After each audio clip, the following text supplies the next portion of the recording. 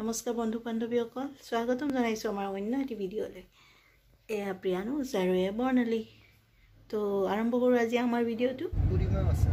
ক'ব যাব নেকি? ওলাইছোঁ আমি গ'লোঁ পুলিচটো ভাল হয়।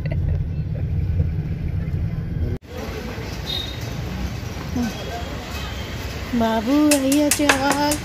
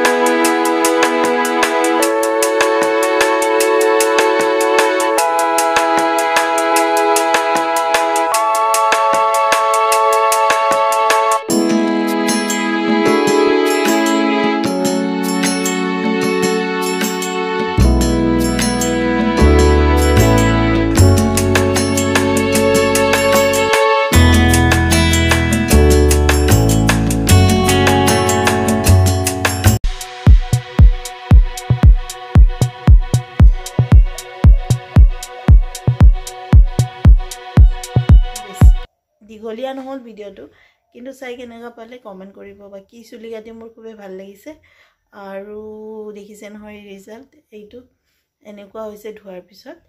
আৰু বহুত দীঘল আছিলে আৰু বাচ্ছাৰ লগত মানে কেৰি কৰিব অকণমান দিগদাৰ হয় আৰু যতন কৰিব নোৱাৰি, বহুত জট লাগে।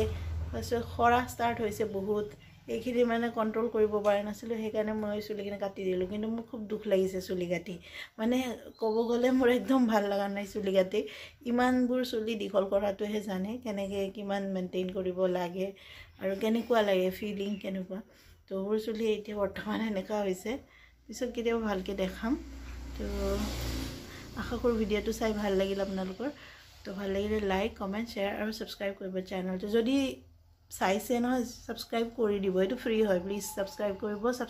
ছাবস্ক্ৰিপশ্যনৰ বহুত দৰকাৰ হয় আৰু ইমান কষ্ট কৰি ভিডিঅ' বনোৱাটো সহজ নহয়।